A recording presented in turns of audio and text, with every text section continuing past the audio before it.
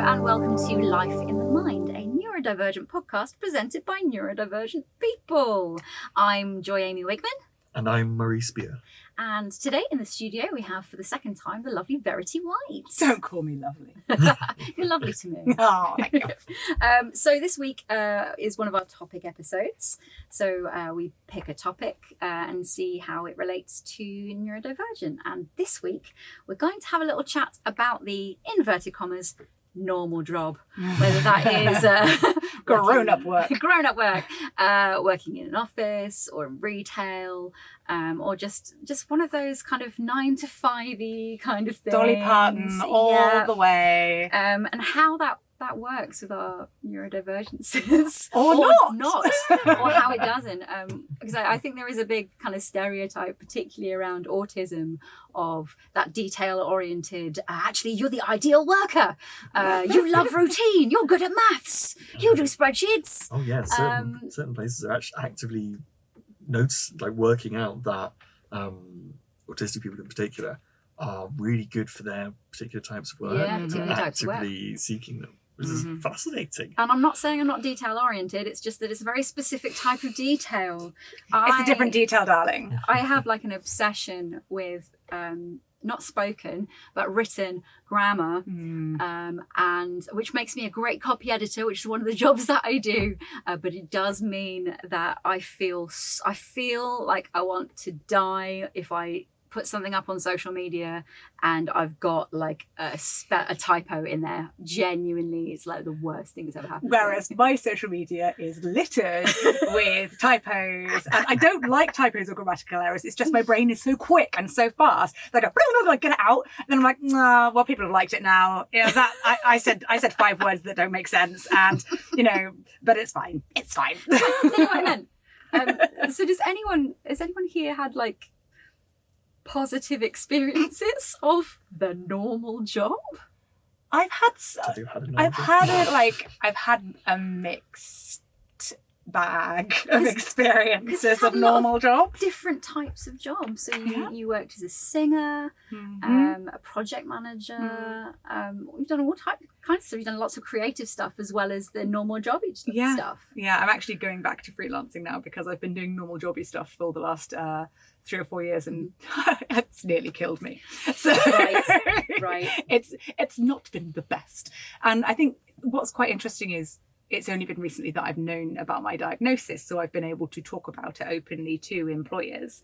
But what I've realised is even with adjustments and even with people trying to make things easier for you by offering you, I don't know, noise cancelling headphones or whatever, it's not enough for me to feel comfortable in an office environment because I don't fit in an office environment. And that's something that I'm coming to terms with. I also don't want to be involved in all of the crappy politics and all of the everything and having to pretend to be a different person 9 to 5 every single day and losing track of myself because I'm trying so hard to be that person that I sort of become that person, and then I can't snap out of being that person, and then who am I? And there's a whole thing going around in my brain trying to work out who the hell I am anymore. So I think it's hard because although I do like what I do as a grown-up job, I struggle to fit in the environment of a grown-up job. So I've fast discovered that actually being freelance, meaning I can control my own time, my own workload, have time off when I am having bad patches. So I'm not thinking, I've only got 20 days holiday that I'm allowed to take this year. I go, well, I've not got any work at the moment, I'm not feeling great, I'll just have 2 weeks to myself, and no one's going to be phoning or judging that or anything else. So knowing my own body and my own mind better now means that I'm able to make a more intelligent decision on that. I mean, I'd love to do creative stuff all the time, but I don't know, I kind of just feel I'm too old to change that now. No, never ever. One of the most famous sort of modern artist, I cannot remember his name, but he was down St. Ives. He used to be a sailor or something like that, fisherman. Is that Howard Hodgkin? I think it might be. He was one of the St. Ives school painters. Yeah, like one of the first ones. I love but that basically stuff. He was Patrick Heron as well. His wife died, and he took up painting when his wife died. He was 75 or something like that. That's so awesome. That's a random number picked out of the blue. I Lovely. will just say that. But like he was elderly, especially for that time. and he took up painting and is now massively celebrated. That's So amazing. you're never Okay, too old. so that's that. You just kiboshed that idea. So I'm gonna I'm just put going to that stop. one. Like, I'm going to quit everything. I'm just No, going to become a just painting recluse somewhere. No, I like people. I'm talking too much. I want to know, why so many meetings? Oh. Why are they so long? And why do we have to pretend that we care? Because we know that everybody cares a little bit in terms of like, oh yeah, that would be good. That would be cool. But this 2-hour meeting could be a well-worded email. Yeah. Yeah. Or just like a literal 5-minute chat. Get everyone in, be like, hey, I was thinking we'll do this. Let's do this. And why does everyone leave everything to the last minute to tell you about it and then make it your problem when they could have told you 3 months ago and you could have helped them sort it? Yeah. The just proper system of doesn't make any leadership, someone sense. making the decisions and then telling you what is Yeah. going to be done, instead of going, right, we're going to have a meeting about this. I've already decided what we're doing. Yeah. But this meeting's to cover up the pretense, we have to tick it off. I know what we're doing. So I'm going to pretend like I'm going to take all your views into consideration. But then when you were saying that about meetings, it's like, actually, for me, that really appeals. Of like, oh, cool, I know all the like minutiae of this and the context and the details of it and exactly why this is happening. Because then my later decisions can be informed more by having a greater picture of it. And I have this constant battle between like, I really want to do spontaneous stuff and go on like follow my passions and also just get trapped too much by like doing the same thing every day. But at the same time, I really love having a routine and knowing the parameters of what I'm working within, what I'm working with, and being able to dial into that and just go, oh, cool, I can make decisions completely informed as to what I'm doing. Yeah. But then my brain's just going, I don't know how to work. I mean, I've learned not very recently that I need to take a sketchbook with me into every single meeting that I go into, because as nodding knowingly with a sketchbook out in front of him, but it's I need that. If my mind is trailing off and I'm not paying attention, I need something to. And if I'm fiddling around with my hand and I'm drawing, they could be anything. They may be figurative. They might not be. They might just be random stuff. But it does actually help me try and concentrate on stuff. And people don't understand that all that fiddling and it looking like we're not paying attention is how we pay attention. Exactly. But I've had work send me on. I had a hideous experience about 18 months, 2 years ago, where they sent me on this training course. Now, it's a very expensive, very good, very well-known training course. I think it was about $3,000 for a few days worth of training in advanced negotiation skills. Now, really, really good for what I do, and great content, but they didn't make any adjustments at all for me. And I was expected to do 2 10-hour days of training, paying attention all the way through, with role plays, which I love showing off, so it's fine. But obviously, once I get to a point of my energy levels being depleted, I then don't want to talk to anyone or do anything. So I was so tired after those 2 days that I just crashed completely. And then the next day, I got my line manager brought up with me that my attitude was not good enough and what was going on with me, and people were all really worried about me because I seemed really depressed. And I was like, I told you I wasn't going to cope with 2 10-hour days. Yet you did it anyway because you said, and I did want to do the training, but I didn't want to do it over 2 10-hour days. But they wouldn't change it because normal people, or whatever you want to call it, I don't know. So they were absolutely fine with it, thriving on it, thought it was great. And I was like, it is interesting, but I can't pay attention for that long. I literally can't pay attention for that long. Or they said they were thriving on it. And then loads of them had a mental breakdown. That was kind of the straw that broke the camel's back in that job. Because I brought it up with them. They knew that I was neurodiverse. I brought up about the ADHD. I specifically said, I'm going to struggle with this. Can I make adjustments? I phoned the training company and I said, I'm going to struggle with this. Can we change no, that's the program. You've got to do it. That's crazy for like $3,000 as well to make no adjustments. I basically had to do it. And it was useful, but actually... Did they have like enforced social stuff in the evenings as well? Yeah. And they're like, why? Yeah. I should just like shovel my food down as quickly as possible, then go and collapse and not talk to anybody. Yeah.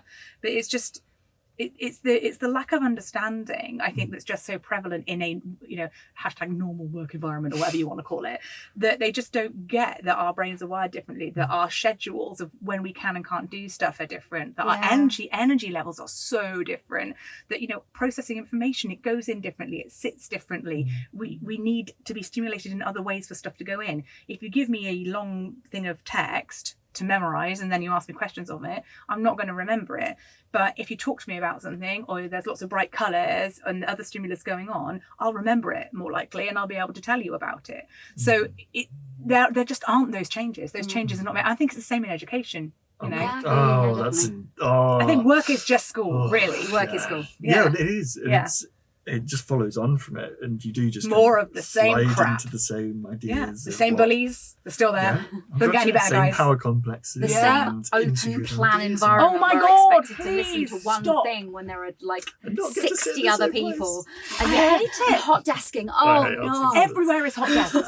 Everywhere. The amount of times I have had to go and hide in the toilet for like half an hour to cry and decompress is actually ridiculous. And I'm literally not in my past, like literally only a month ago was the last time I was hiding in the toilet crying at work because I couldn't cope. Yeah. And it's there's so many things where it feels like it's a short-term solution to something that's actually a deeper problem, because it's so derogatory having to do something like that. Yeah. And a lot of these things speak to a lack of understanding of the individual nuances of just being in general. Every different human being has their own unique way of dealing with the world. They can be subtly unique. You can have more of a catch-all things that are more likely to be managed. But we have such a problem these days we have so many people who are going through mental health problems, who have got to be on various meds or seeing therapists, who aren't able to keep going work because of stress. Yeah. And we have so many people realising they're neurodivergent alongside that. And all of these things are individual nuance of being interacting with something that's been standardised to to the lowest common denominator. Well, it's not the lowest common denominator. It's just the common. It's the deciding factor at that time, which is why the the consistency government. of the logic doesn't necessarily work. No, the logic it can doesn't often work. be an ancient government that existed in a very, very different cultural time. Like Victorian workhouses, which is how most workplaces feel. It works like this because the poor will always behave like this because of how their skulls are shaped. Exactly. And Verity, don't show emotion in the office. Don't show emotion in the office. Why are you crying? Pull yourself together, Verity. Go and sit in the toilet for half an hour. It's like, I can't help the fact I have emotions. I have way too many emotions for one person. They're just going to come out. They're the simplest little adjustments. I know that I work better and I have it at home. If on my desk I've got these little things that make me happy, like this little unicorn or like a little flower pot, and those are the things that make me feel safe. And you need sorted, a safe space, and I need a safe space. So things like hot desking, or at one of my previous employers, it was a clear desk policy. So you couldn't have any of those things. And it's like, I can't work like this, and I can't express to you how important it is to have like a unicorn shaped rubber on my desk. That will literally make the difference between me being able to work from this time to this time and me freaking out about something because I haven't got my thing that comforts me. And I understand that that's difficult for you to understand, but if I'm making adjustments to my life to fit in with what you think is okay, why are you not doing that for me? I think that's it. I think the adjustments that you get offered in a standard workplace are, they do what they can, I guess, within the realms of financial constraints and stuff like that. But, I am lucky enough that through Department for Work and Pensions, so through them and their support, I have had an ADHD coach paid for. And that has been absolutely life-changing. She has been just a dream. I'm still working with her now. She's fantastic. And that has been through me getting the grant, obviously DWP. So I'm allowed, or have been allowed, time off work to go to the coach to get all of that. And that's been really, really great. But the other things that they offer me are things like, oh, well, we can get you some noise cancelling headphones, and do you want maybe a sit-stand desk because you wiggle around a little bit? And it's just like, well, no, actually, what I'd quite like is not to have to come into the office all the time, and you're understanding that, like, maybe I need a bit more of a flexible regime, and actually the people not to look down on me if I have a random emotional outburst, and somewhere space, like, if you want me in the office half of my time, I need somewhere safe that I can work, where people aren't going to be weird. And it's really hard to try and put into words actually why it doesn't work for me, but I have very much come to the conclusion that I don't think I can be employed by other people. I am now talking myself out of literally any future jobs here. So I find it much easier to be self-employed. To neurodivergence. I find come on, employers. If you want Verity, adapt to neurodivergence. I think I don't get, when I've come up with something that will fix people's problems, why other people don't see that that's how it's going to fix their problems. And I don't get, and I don't understand other people's politics as to why they don't want to change, because they've got their little empires that they've grown here, there and everywhere, and they don't want to change because it means that they might lose one member of staff or something, when you can actually see that logically this is the best thing to do, and it's going to save everybody time and money, etc., etc. And it just does my head in. So yeah, stop ranting now. No, ranting is good. No, it's really, because it's being impassioned about, because we care about it. Yeah. It does. It affects all of our lives. Yeah. I mean, I'm on benefits for both unemployment-ness, what's the low income? That's the word, and disability, and even just that stigma around that is such a thing. Yeah. And the processes are so alienating and inhuman, especially for like PIP, where you have I've to read prove. quite a lot about PIP and how absolutely dreadful it is. Really that hard. so many cases are going to tribunal now. They just turn people down from the That's offset. what they do. So there's so many things that they turn you down, and then if you've got, if you like fight against it, then you might get it, and that's like the system that they've developed. Yeah, that it's is so actually wrong. Everyone that way down. of That's doing it. guilty until proven innocent. It is, because Absolutely. that's what it's people will.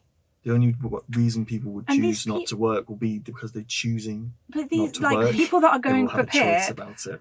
are in a place where they perhaps don't have the Oh, energy no, of to course fight they're that. not. They're No. people that are going to they're just trying to school their system. Crikey. And even as I'm saying this now, and aware that this is recorded, I've got a voice in my head saying, could this impact Could you DPIP? Could it DPIP my you? benefits? We don't want you to be Because DPIP'd. And it's Yeah, all we of, need a but it's all of those things, isn't it? But actually, that's an important thing, because actually that shows the strength of it, and actually it's a really real worry every single day. And so that's why work is such a big thing. Why we care about it so much, because we're a very capitalistic society, for good or ill, and that is the be all and end all. Money, what we make, what we gain. We need money to live. We need purpose in our life. We need to be able to get up in the morning and know we're going to do something. And if we can't do that for whatever reason, whether that's us not being able to work in a certain way, or even not understanding what the nuance of that certain way is, that's hard. It can be really That's difficult, really and it difficult. affects your relationship with yourself and your self-worth. Oh, One of the things so that I've much. struggled with so much is like my self-worth associated to money, monetary gain and work and job gain, and what my job title is. And I have felt so much that I've got to prove to other people that I'm a good person and I'm a functioning member of society, and that I'm good at what I do, and that I'm clever, and that I'm this. All of my life I've beaten myself up about not being good enough. Like that's like literally, it's like cut me open, and that is in my core. You are not good enough. And so I've fought and pushed myself to the point of this year I experienced burnout. I'm going to cry. Sorry about that. That's Emotions, fine. like I No, said, very please close to the do, service. yeah. But I've experienced burnout, and I've been really sick, and I don't ever want to be there again. Yeah. No. And I don't, if there's anyone listening, if anyone knows anybody that pushes themselves like that because they have neurodiversities, help them. Yeah, just reach out and just there's a big thing of what you're worth has changed from what you're worth in life. What your uniqueness, existential your crisis. unique being can bring to the world is something only you can ever bring. Yes. You are the only person who will ever be able to offer you. And yet, And when yet, we do things, the first the first question we get asked is, "Oh, is it paid?" Yeah. Mm-hmm. What are you worth in a monetary sense? Yeah. Oh, I'm doing some singing on. I've got a singing gig next month. Oh, is it paid? When you meet someone for the first time, what do you do? What do you do? What's your job? What does it matter? Isn't it like, what are my values as a person? Like, What defines your entire being? What's your favourite cheese? You know, I don't know. Like, ask me something different. Don't ask me what I do, because like, I don't want to define myself by my grown-up job, but also like, I don't even know who I am. So like, what do I do is a really awkward question. Yeah. I love that we keep calling it a grown-up job. Yeah. I have to, Grown-up but job. because I think Jeremy's alluded to the fact that I have got quite a number of strings to my bow, because I've always earned money from a grown-up job, but then done lots of other jobs on the side, like singing and It's like each art and muggle's stuff. job. Yeah, It's so all I have all of my things. creative jobs, which all end up being accidental businesses, and then I have my grown-up job as well. And what I would love is for one of my like creative things to get to a point where I didn't have to do a grown-up job, but being the main breadwinner, it kind of means that a grown-up job is always something I have to have in the background, which is why this whole pivot to freelancing, self-employed, to be able to manage my own, you know, life a bit better and hopefully lower the stress levels a little bit, But I is found where that I'm at. with a lot of neurodivergent people that I know, what they have done is there wasn't a space for them. They have carved out a space for themselves. Yeah. And I originally did it because of fibromyalgia, because I was diagnosed with that a long time ago. But like the reasonable adjustments were not there for that. No. And a lot of my symptoms, I'm now discovering, they overlap with autism symptoms. Yeah. Which would be another reason why it wouldn't have got caught until I was a lot later. But those adjustments weren't being met, and so I had to carve a space for myself, and that means that us neurodivergents end up dealing with the gig economy, which is hard enough in itself. We don't have that routine or stability, which a lot of neurodivergents crave, and it just compounds the problem. Whereas if you are genuinely an accessible. I've made a new word. Oh, I love it. An accessible employer, then that shouldn't happen. That shouldn't be happening. No. And you can't go with a one box fits all situation, because we're all so different. We've got a lot of stuff in common, which we talk about a lot on the podcast, but we're also all very different and manifest in very different ways. Yeah. And it's a really good point, isn't it? That we all have our own ways of doing stuff. One of the most common things whenever we're in one of my other jobs, when I'm doing training for like people, and people are talking about adaptations in the workplace, like, oh, but what's an adaptation that I can make to include everyone? Like, you can never include yeah, everyone. like just Never. for like autistic people, I'm like, the best thing you can do is ask the person, talk to the person, and then see what you can do. Because often it's really simple stuff, like we were alluding to earlier, like allow a unicorn rubber on their desk, allow them to work from home, have safe spaces. One of the things that I keep banging on about to employers is have a safe space where people with neurodiversities can go and work in the way that fits them. Have somewhere where it's okay for your emotions to overspill, and you're not going to have weird people take you to one side to say, "Are you all right? You need to pull yourself together. You can't let your team see you being like that." You need to have a space where it's okay just to be, because otherwise you are masking the entire time that you're in the office, and it is exhausting. So exhausting. It's dangerous, and it's detrimental to your work Yeah, as well. exactly. So actually, you're like, doesn't what do you want my benefit being us. today? Hello, Yeah. good And day. You will actually get the best out of your employees if you work for them in a way. If you work out what works for them, and you are invested in them, as they will then be more invested in their work, they will then be able to do their work better. And you won't be perceiving or alluding to things where they've just not been able to cope because of ridiculous things put on Arbitrary them crap. as Yeah. failures. They've succeeded. They've succeeded in a different way. And what Hey, can I strengths? move away from the desk that's right by the air conditioning unit? Oh, That's what I can do all day. Oh my aircon. God. Bloody aircon. I hate aircon. No. I mean, I'm always cold anyway. But So like giving one person like that desk is that person's desk because they just like a constant desk. Everyone else can hot desk because they don't mind. I like to have What my happened desk. I with like the to have my space. Yeah, just like to sit in the same place so that I know But depending where on it is. depending on what day, like what kind of a day I'm having, some days I might love being in an open plan office because I am on a distractibility day, and a distractibility hyper day means I'm going to talk to everybody and like go around and everyone's going for coffee, and I don't get any work done at all. So why do you want me in the office again? Because I'm either a butterfly or I don't know, like a dead badger on the side of the road, like wallowing in its own filth. So yeah, neither are great. I mean, the butterfly's probably better, I'd say. But, you This know. image of this undead badger just being Zombie like badger. wiggly bubble. I don't know. Oh, you want to Weird. know about procurement legislation? All right, well, let me just wheel my eyes back in. Hang on, here we are. All right. I feel like that's a soundbite.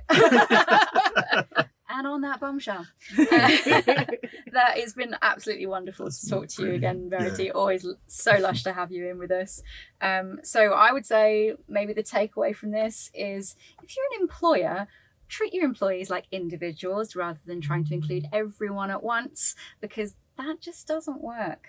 And you will benefit. You will benefit. And if anyone's got any stories, positive or negative, about being in a bunny ears normal job with the neurodivergence, just pop a comment in or drop us a line. And yeah, thank you very much for listening. Thank you for having me. Thank you. Okay, folks, that's it for this episode. Find us on Instagram at life.inthemind. Our other socials are linked in the bio. Don't forget to like, subscribe, and comment. Bye.